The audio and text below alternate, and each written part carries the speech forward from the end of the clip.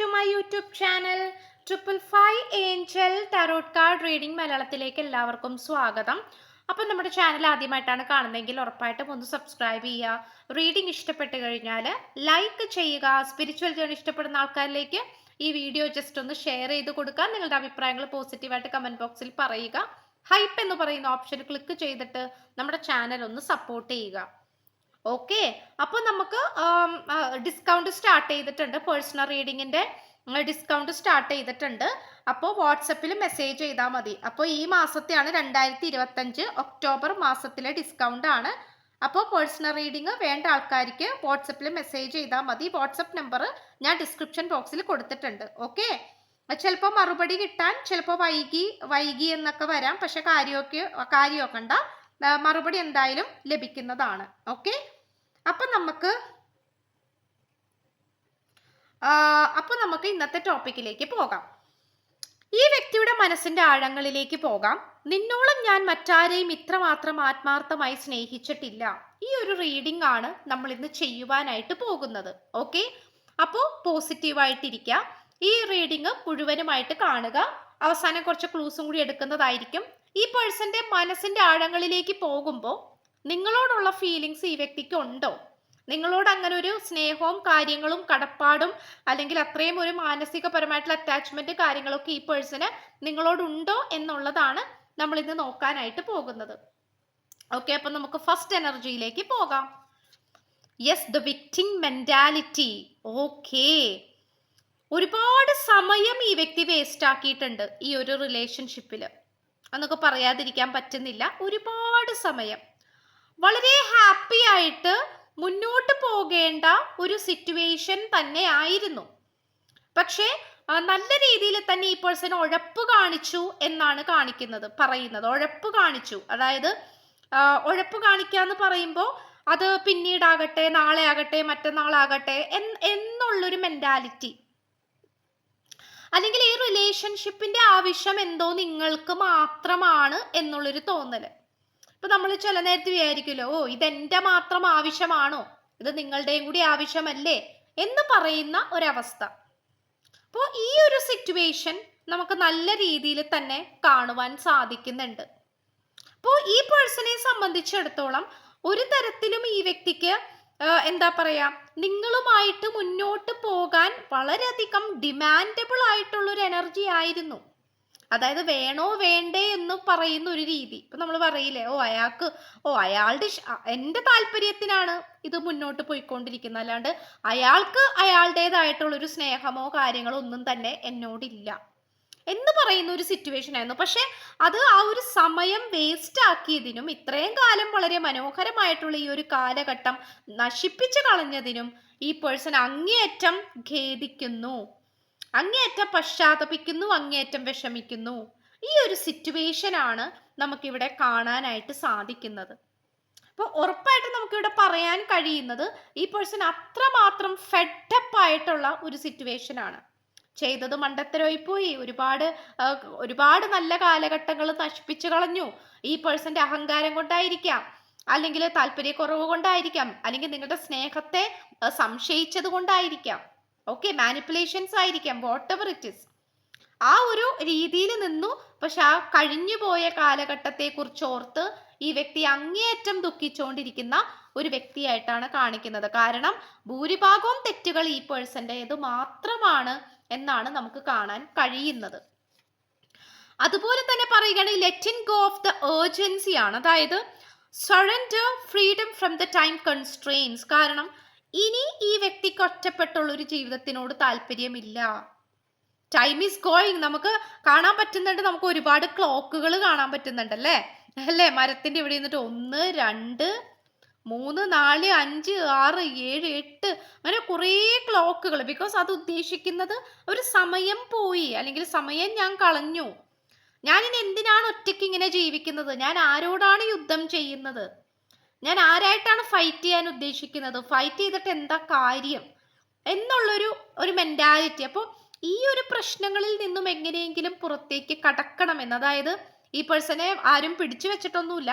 സ്വാതന്ത്ര്യം എന്നതുകൊണ്ട് ഞാൻ ഉദ്ദേശിക്കുന്നത് ഈ പേഴ്സന്റെ ചില വിശ്വാസങ്ങൾ, ചില പിടിവാശികൾ, അല്ലെങ്കിൽ തേർഡ് പാർട്ടിയുടെ ആ ഒരു അധീനതയിൽ നിൽക്കുക, അവരുടെ കൺട്രോളിൽ നിൽക്കുക, ഈ ഒരു സിറ്റുവേഷനൊക്കെയാണ് നമുക്ക് കാണാനായിട്ട് സാധിക്കുന്നത്. അപ്പോൾ ഈ പേഴ്സണെ സംബന്ധിച്ചിടത്തോളം സ്വാതന്ത്ര്യത്തിന് വേണ്ടിയിട്ട് അങ്ങേയറ്റം ആഗ്രഹിച്ചു കൊണ്ടിരിക്കുന്ന ഒരു പേഴ്സൺ, അതായത് ഞാൻ ഇങ്ങനെ മുന്നോട്ട് പോയാൽ എനിക്ക് നല്ലൊരു ജീവിതം ഉണ്ടാക്കിയെടുക്കാൻ സാധിക്കുമോ, ഞാൻ ഈ ചെയ്യുന്നത് മണ്ടത്തരമല്ലേ എന്നുള്ള ആ ഒരു തിരിച്ചറിവിലാണ് ഈ പേഴ്സൺ ഇപ്പോൾ എത്തി നിൽക്കുന്നത്. യെസ്, ഈ വ്യക്തിയുടെ ഹൃദയം വല്ലാതെ വിങ്ങി പൊട്ടുന്നുണ്ട്. അതായത് നിങ്ങളെക്കുറിച്ച് ഓർക്കുമ്പോഴാണെങ്കിലും ഈ ഒരു കണക്ഷനെ കുറിച്ച് ഓർക്കുമ്പോഴാണെങ്കിലും ആ ഒരു ഹൃദയം വല്ലാതെ വിങ്ങുന്ന ഒരു രീതിയാണ്. കാരണം ഡീപ്പ് കണക്ഷൻ ആണ്, നിങ്ങളുമായിട്ടുള്ള ആ ഒരു ഹൃദയം അത്രയും കണക്റ്റഡ് ആയിട്ടുള്ള ഒരു കണക്ഷൻ ആയിട്ടാണ് കാണിക്കുന്നത്. അപ്പം നന്നായിട്ട് ഇവിടെ ഇമോഷൻസിനെ ഈ വ്യക്തി നല്ല രീതിയിൽ കൺട്രോൾ ചെയ്യാൻ ശ്രമിക്കുന്നുണ്ടെങ്കിൽ പോലും അത് ഭയങ്കര ഇമോഷൻസ് ആയിട്ടാണ് വന്നുകൊണ്ടിരിക്കുന്നത്. ചിലപ്പോൾ കടൽ തീരത്തൊക്കെ പോയി നിൽക്കുന്നുണ്ടാകാം, അല്ലെങ്കിൽ പല സ്ഥലങ്ങളിലൊക്കെ പോയിട്ട്, അതായത് വീട്ടിലിരുന്നിട്ട് സ്വസ്ഥത ഇല്ലാഞ്ഞിട്ട് പല സ്ഥലത്തൊക്കെ ഒറ്റക്ക് പോയി നിൽക്കുന്നുണ്ടാകാം. ഓക്കെ, അപ്പോൾ ഈ സിറ്റുവേഷൻസ് ഒക്കെ നമുക്ക് കാണാൻ കഴിയുന്നുണ്ട് എന്നുള്ളതാണ്. അപ്പോൾ ഉറപ്പായിട്ടും ഈ പേഴ്സൺ വളരെയധികം ഇമോഷണൽ പരമായിട്ടുള്ള ഒരു രീതിയിലാണ് നിൽക്കുന്നത്. Yes, Sacred action. കാരണം ഇവിടെ നിങ്ങളിൽ നിന്നുള്ള ഫോക്കസ് മാറിപ്പോയി എന്ന സത്യം ഈ വ്യക്തിക്ക് നന്നായിട്ട് അറിയാം. നിങ്ങളുടെ അടുത്തേക്ക് മാത്രമായിട്ട് വന്നുകൊണ്ടിരുന്ന ഒരു പേഴ്സൺ ആണ് ഈ വ്യക്തി. പക്ഷേ ആ ഒരു കാര്യത്തിൽ നിന്നും ഈ വ്യക്തി എപ്പോഴേക്കോ എങ്ങനെയൊക്കെയോ ഈ വ്യക്തി പോയി. മനസ്സിലായി? ഈ വ്യക്തി ആ ഒരു സ്ഥാനം തെറ്റിപ്പോയി എന്നുള്ളത് ഈ വ്യക്തിക്ക് ഇപ്പം മനസ്സിലായിട്ടുണ്ട്. അതാണ് ആ ഒരു ഡിസിസീവ് ഫോക്കസിലേക്ക് വന്നുകൊണ്ടിരിക്കുന്നത്. സ്വന്തമായിട്ട് മുൻകൈ എടുത്തുകൊണ്ട് നിങ്ങളിലേക്ക് വരാൻ ശ്രമിക്കുന്ന ഒരു situation. And also the full energy is here, full moon energy is here.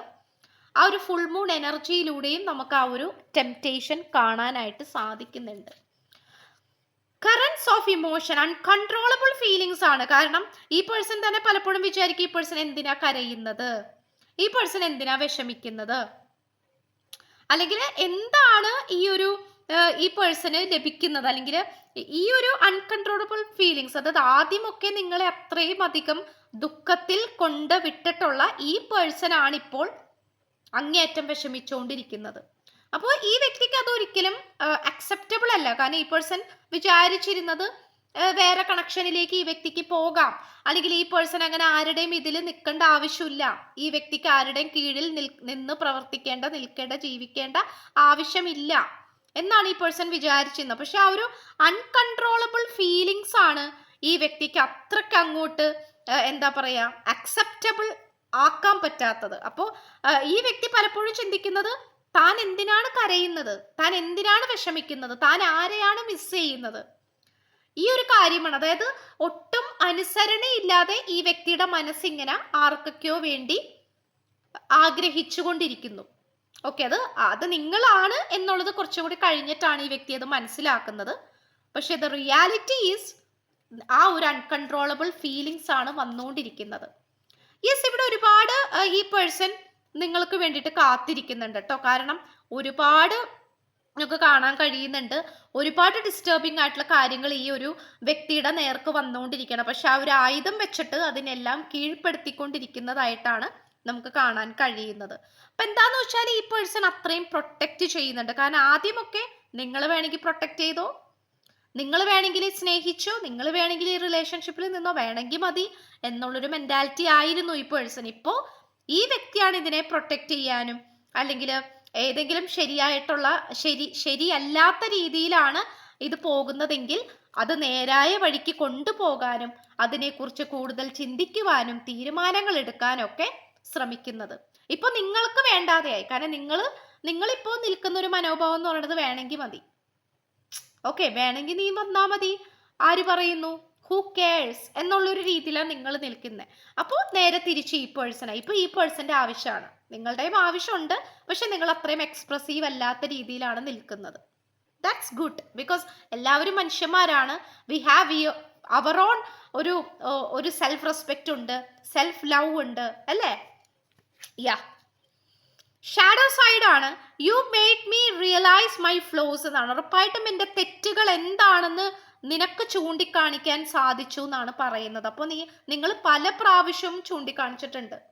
ആദ്യമേ തൊട്ട് ഈ പേഴ്സന്റെ മുന്നിൽ ചൂണ്ടിക്കാണിച്ചിട്ടുണ്ട്. പക്ഷെ ഈ പേഴ്സൺ അത് കാണാൻ പോയിട്ടൊന്ന് കേൾക്കാൻ പോലും ചിലപ്പോൾ കൂട്ടാക്കാൻ തയ്യാറായില്ലായിരിക്കും. അപ്പൊ ഈ പേഴ്സൺ അതാണ് നിങ്ങളുടെ അടുത്ത് പറയാൻ താല്പര്യപ്പെടുന്നത്. യെസ്, പ്രണയം അന്വേഷിച്ചുകൊണ്ടിരിക്കുകയാണ്.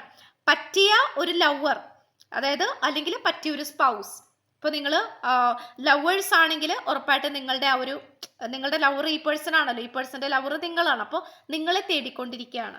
ഇനി നിങ്ങൾ ഹസ്ബൻഡ് ആൻഡ് വൈഫ് ആണെങ്കിൽ സ്പൗസ് ആണ്, അതായത് തൻ്റെ ജീവിത പങ്കാളിയെ തേടിക്കൊണ്ടിരിക്കുകയാണ്. ഈ ഒരു സിറ്റുവേഷനിലാണ് ഈ പേഴ്സന്റെ എനർജി ഇപ്പോൾ നിൽക്കുന്നത്. Yes, it was the true love. Yes, അത് പാസ്റ്റ് പ്രസന്റ് ഫ്യൂച്ചർ ആയാലും അങ്ങനെ തന്നെയാണ്. ഈ പേഴ്സന്റെ എനർജി ഇപ്പോൾ എന്താണ് യഥാർത്ഥ പ്രണയമെന്ന് ഈ പേഴ്സൺ മനസ്സിലാക്കുന്ന ഒരു രീതിയിലേക്കാണ് കാര്യങ്ങൾ വന്നുകൊണ്ടിരിക്കുന്നത്. എന്താണ് യഥാർത്ഥ പ്രണയം, അല്ലെങ്കിൽ എന്താണ് യഥാർത്ഥ ഫീലിങ്സ്, ആ ഒരു രീതിയിലാണെങ്കിൽ അത് മനസ്സിലാക്കുന്ന രീതിയിലേക്കാണ് ഈ പേഴ്സൺ ഇപ്പോൾ വന്നുകൊണ്ടിരിക്കുന്നത്. ഇപ്പൊ നമ്മൾ ഒരു വസ്തുവിനെ നന്നായിട്ട് സ്നേഹിച്ചു, പക്ഷെ ആ ഒരു വസ്തു, ആ ഒരു പെർട്ടിക്കുലർ കാര്യം ഒരു ദിവസം കാണാതാകുമ്പോൾ, അല്ലെങ്കിൽ അത് നശിഞ്ഞു പോകുമ്പോൾ, അല്ലെങ്കിൽ അത് ദൂരേക്ക് നടന്നു നീങ്ങുമ്പോഴായിരിക്കും ആ ഒരു പെർട്ടിക്കുലർ കാര്യം നമുക്ക് എത്രമാത്രം പ്രാധാന്യമുള്ളതായിരുന്നു എന്നുള്ളത് നമുക്ക് മനസ്സിലാക്കാൻ സാധിക്കുന്നത്, അല്ലേ? എന്ന് പറയുന്നത് പോലെ നിങ്ങളൊരു വസ്തുവായിരുന്നു, അല്ലെങ്കിൽ നിങ്ങളൊരു ഗുഡ് ഹ്യൂമൻ ബീങ് ആയിരുന്നു, വിത്ത് എ റൊമാൻറ്റിക് ഒരു ഹാർട്ടായിട്ടുള്ള ഒരു വ്യക്തികളായിരുന്നു.